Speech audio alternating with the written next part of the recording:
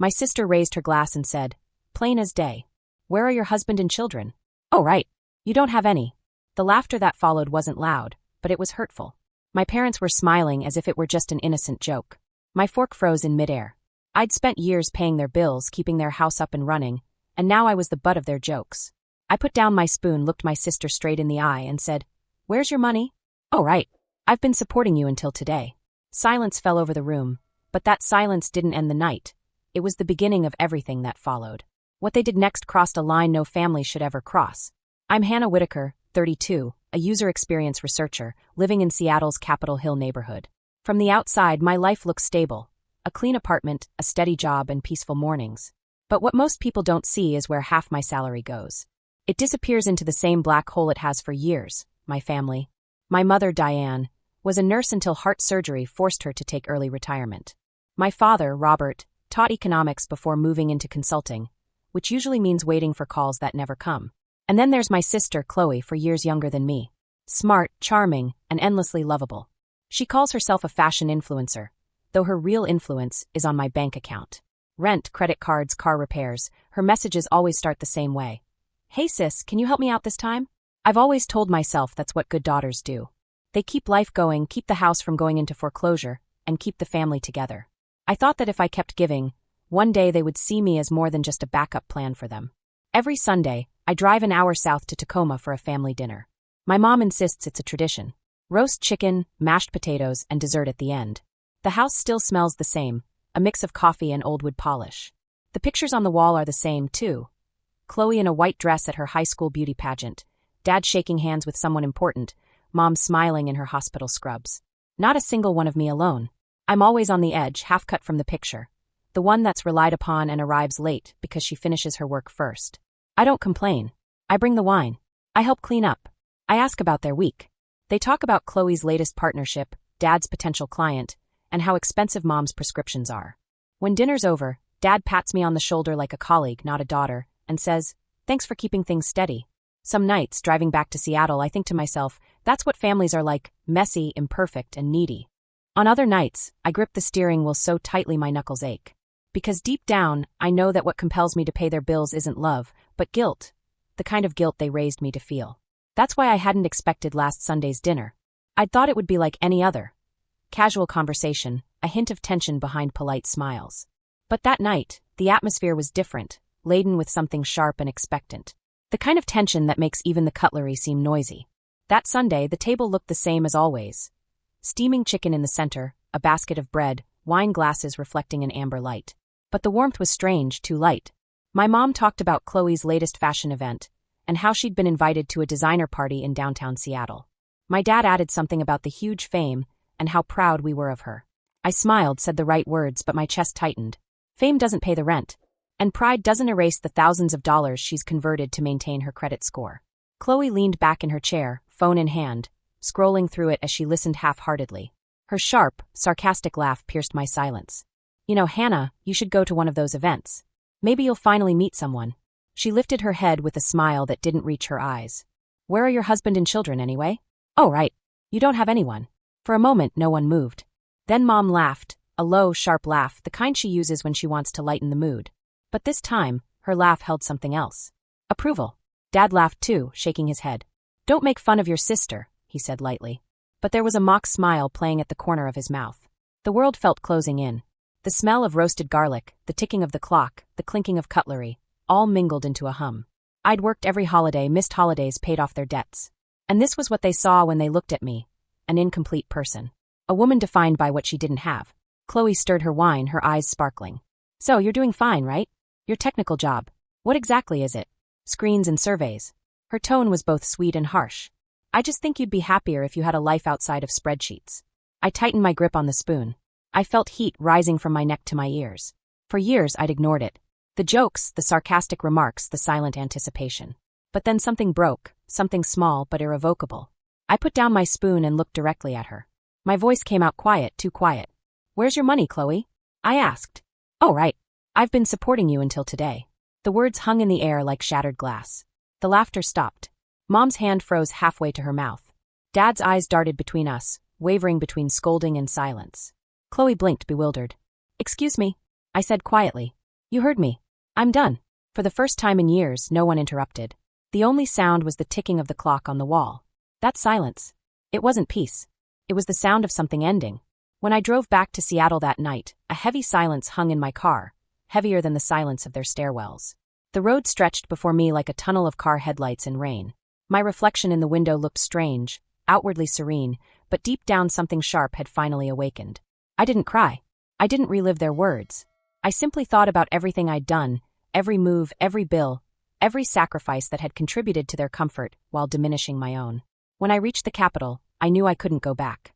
Inside my apartment, I kicked off my shoes and headed straight to my desk. The pile of envelopes was still there, bills, payment notices, receipts. I'd never had the courage to count them. I turned on my laptop and opened my bank account. Line by line, year after year, it stared back at me. Money for Chloe's college tuition, Dad's mortgage, Mom's medications, the broken-down car, the new couch. Over $80,000 in 7 years. My chest tightened. I'd spent the best years of my life helping everyone else survive. The irony was cruel. I worked in fintech, building tools to help people manage their money, while I couldn't stop my own money from slipping away. That night, I stood over the recurring transfer button I'd enabled for my parents. The screen asked, "Are you sure you want to cancel this transfer?" I clicked yes. It was just one click, but it felt like I'd cut a cord that had been choking me for years. I sat back and let out a breath that felt like the first time in a long time. The next morning, my phone started ringing before I'd even finished my coffee. First, Mom. "Honey, is something wrong?" "The mortgage payment's not up." Then Dad. "You forgot to transfer the house." Then Chloe. "Hey, can you send me a Venmo transfer? The rent's due." I read every message, every word laced with guilt, then put the phone down. By evening, it was filled with voicemails. Mom's voice was trembling. Dad was angry. Chloe was half accusing, half pleading. By the end of the week, the calls had turned desperate. "You can't do this to your family. You owe us after everything we've done. You're overdoing it." I didn't answer any of them. Instead, I started saving everything. The messages, the bank statements, the receipts. Not out of spite, but because something inside whispered that it wasn't over yet. Then came the text that confirmed it. "Come home on Sunday. We need to talk." No greeting, no question, just an order. I stared at the message until the screen dimmed. My heartbeat slowed. If this was the war they wanted, I would stop pretending I didn't know how to fight. "Okay, let's talk," I whispered to myself. Sunday arrived, gray and cold. The drive to Tacoma was different this time. No guilt, no need to prepare polite answers. Just a steady, deliberate calm. I parked in front of the house I'd spent years saving from foreclosure. The paint was peeling, the porch light still flickered, the same curtains hung on the windows. Nothing had changed. And yet everything had. When I walked in, I felt the weight of tension and the smell of coffee in the air. Mom was setting the table, moving quickly, avoiding my gaze. Dad sat at the head of the table like a judge, his hands clasped. Chloe leaned against the counter, scrolling through her phone, feigning indifference. "Hannah, we can't live like this," my mother said without looking up. "The mortgage payments, the bills. You know how hard it is for us." I hung my coat on the chair. "I know. I've known for 7 years." My father's tone was sharp. "Don't even begin. This family depends on you, and you've always helped us. Why are you stopping now?" I looked him in the eye. "Because helping isn't an obligation if it's expected. It's called a commitment." My mother dropped the napkin she was folding. "You're being cruel." "No," I said quietly. "I'm being honest." Chloe scoffed, still looking at her phone. "Wow, one of them's found her courage. Congratulations, sister." I turned to face her. "You know what's funny? You make fun of me for not having a husband or kids, but you live off me like I'm your second mother." She looked up suddenly. "Excuse me." My mother interrupted, flustered. "Enough, both of you. Chloe is still trying to adjust. You can't expect her to be as responsible as you two." I gave a dry laugh. "That's exactly the problem. You never expected it of her." Dad slammed his hand on the table, the sound like glass. "Watch your voice. We're your parents. Show some respect." I met his sharp gaze, steady and calm. "Respect is earned, not demanded." He stood up slightly as if to intimidate me, but I didn't move. For a moment there was silence. The tension was so high I felt as if the air itself was about to collapse. Then Chloe spoke again, her voice dripping with venom. "You think you're better off because you're making some money? Nonsense. Without us, you'd have no one." I took a deep breath. "That's the difference, Chloe. You need people to define you. I don't." Her face hardened. "You're pathetic. You'll die alone with your spreadsheets." I gave a faint smile. "Maybe, but at least I'll die debt-free." Mom gasped. Dad mumbled something unintelligible, and Chloe lunged at me. "You're selfish." Before she could finish, I reached into my purse and pulled out a thick file. The clinking of papers on the table cut her off. "What's this?" Dad asked. "Records," I said. Every single payment I've made to this family since I started working. Over $84,000. Tuition, mortgage, credit cards, repairs, even that new couch you're sitting on. Chloe rolled her eyes. You're counting everything now. No, I said quietly. I'm keeping track of the evidence. Mom's voice trembled. Hannah, this isn't necessary. It is, I interrupted. Because what happened after that dinner last week wasn't just a misunderstanding. Dad frowned. What are you talking about? I shoved another sheet of paper toward him. A notice printed with his signature. This. The home equity loan you took out in my name. He stared at me, his face paling. This is ridiculous. Really? The bank is going against it. I pulled out another page stamped with an official seal. Forgery, identity theft, elderly fraud. It depends on how far I escalate the case. Chloe froze, her eyes darting between us. You called the bank. Not only did I call, but I hired a lawyer, Nina Tran. She's handling it. My mother placed a hand on her chest. You hired a stranger to turn your family against you. I looked at her steadily. You stopped being my family the moment you used me as a wallet. You crossed the line when you signed my name. Dad leaned forward, his voice low. You think you can threaten us? I didn't flinch. Not a threat, an ultimatum. You have 30 days to remove my name from all the accounts and pay off your debts. If you don't, Nina will sue. The room fell silent. The ticking of the clock on the wall seemed louder than ever. She won't, Chloe whispered. Try me. For a long while no one spoke. Then Mom's tears began to fall, light, practiced tears. My dear, we only did it to protect the house. You know your father was going through a tough time. We thought that I'd fix it again, I said. You didn't think. You counted on it. Dad's face hardened. We're your parents. And I was your guarantee, I replied. Not anymore. Chloe shrank back in her chair, tears welling in her eyes. You're ruining us. I clutched the file to my arms.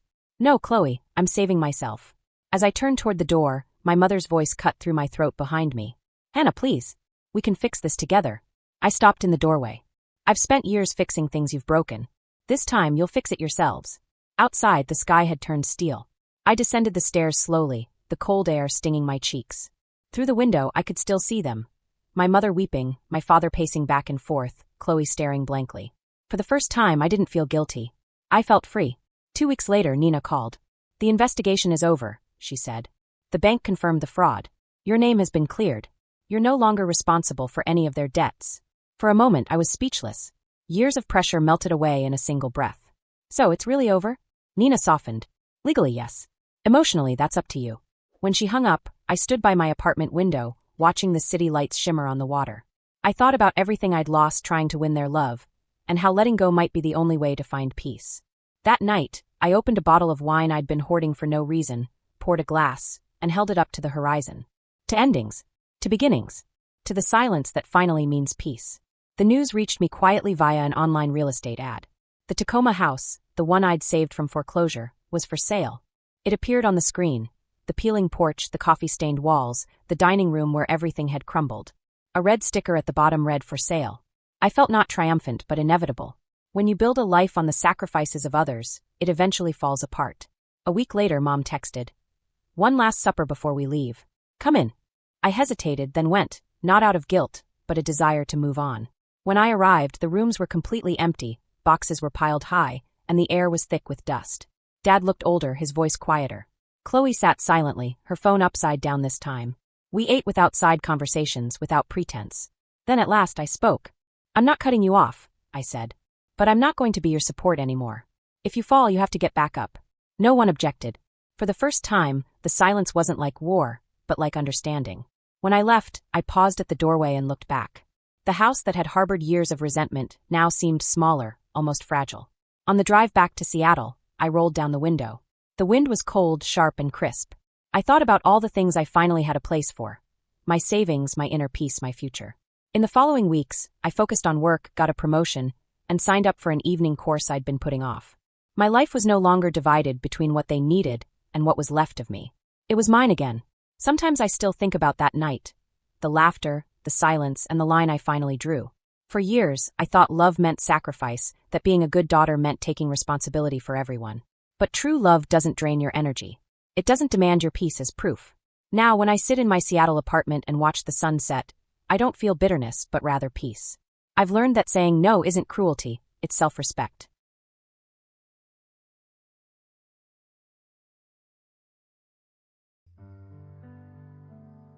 अंधेरी दीवारों में खुद खुद को ढूंढता हूँ मैं। ये जो दिन सहाने थे उन्हीं को सोचता हूँ मैं। तुम्हारे बिन ये मौसम भी बड़ा बेसर्द लगता है। दिल का हर एक कोना अब बहुत ही दूर बढ़ता है। अंधेरी दीवारों में खुद को ढूंढता हूँ मैं। ये जो दिन सुहाने थे उन्हीं को सोचता हूँ मैं। तुम्हारे बिन ये मौसम भी बड़ा सर्द लगता है। दिल का हर एक कोना अब बहुत ही दर्द भरता है।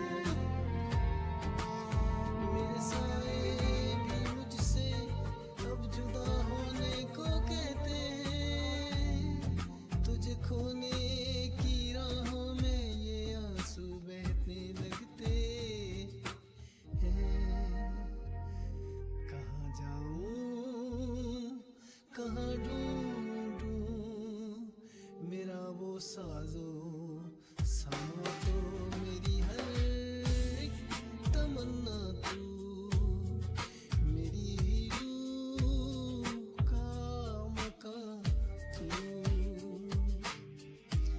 लकीरों में नहीं लिखा जो तुमने ख्वाब देखा था। वफा की इस कहानी में फकत एक गम ही लिखा था। सितारों से भी पूछता है पता तेरा कहाँ होगा। मगर खामोश है दुनिया कहाँ मेरा जहाँ होगा। बस एक बार मुड़ के देख ले मेरी बेबसी की सूरत। मुझे है आज भी तेरी वफा की सख्त जरूरत।